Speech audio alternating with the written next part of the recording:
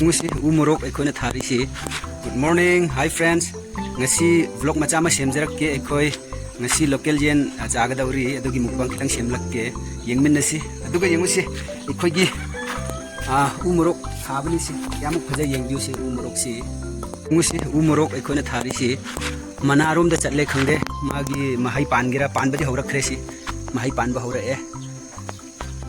Makhong mapan laubani lupa chamagi aikoi gi Thomas ngonda adu amadi sikhrabani adugi sida laire aduga aikoi gi podina yengusi yam khawi aikoi nungsi hida kawi aduga sina morok imana tharambani si hauram si sabadu loire ku chab matamda si yengu Umarok sida ma thai aduga sida ma nipan oire sina morok macha khoini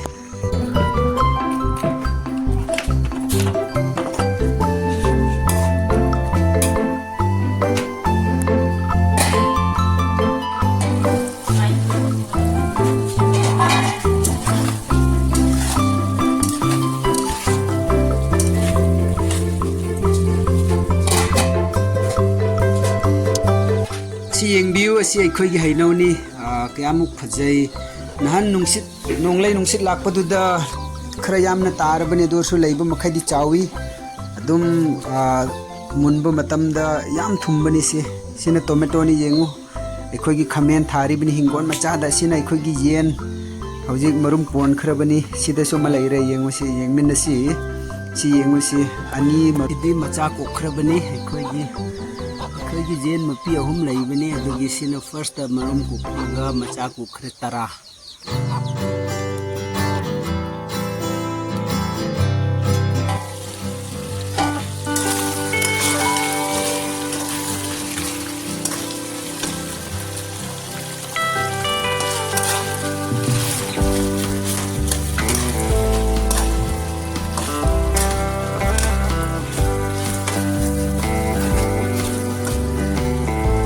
Murupsa aikoi chaba horage ai pam bahana lawrage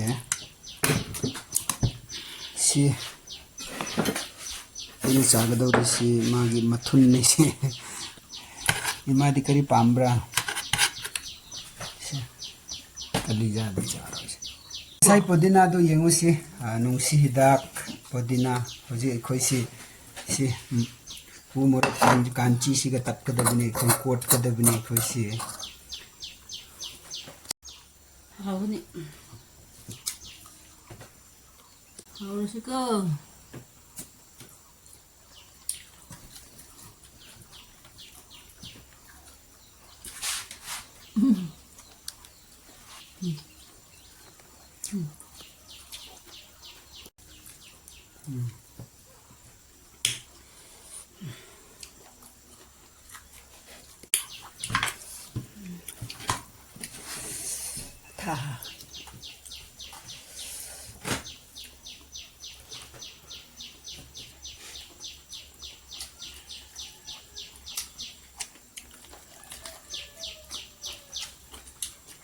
Hawe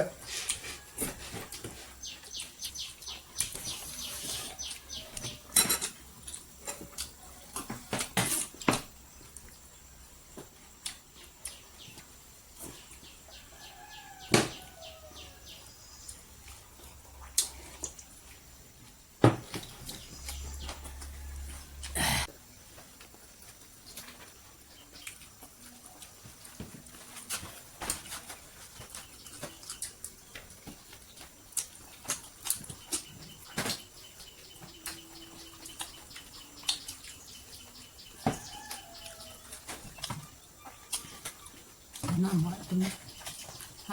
Nama dia. Oh. Kan dia roti begini.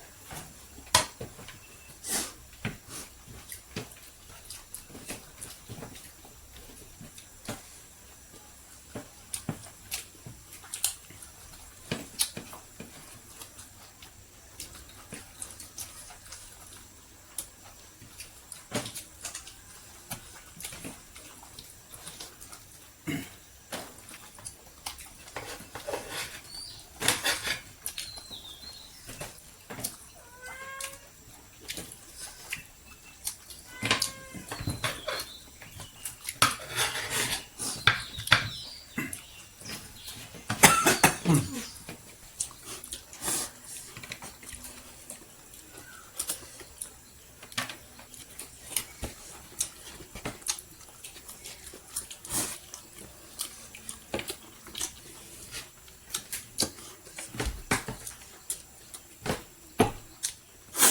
nung sida, nung sit hida, nung sit hida.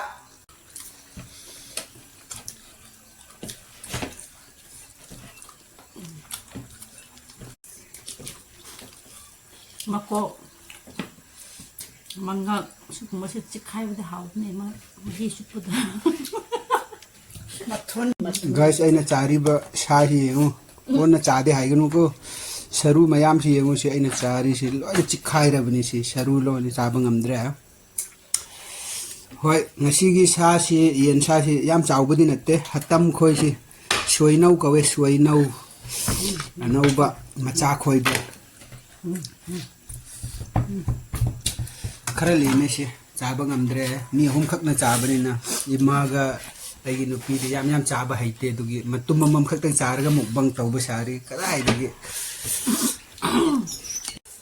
ngasigi kitang vlog video si phawba loisinjrage aikogi video si kitang yengbiba viewers khoina subscribe tawbiu please like tawbiu marak marakta sigumba video dum upload tawjrake ngasidi si phawba loisinjrage bye bye ima bye tawuna Bye.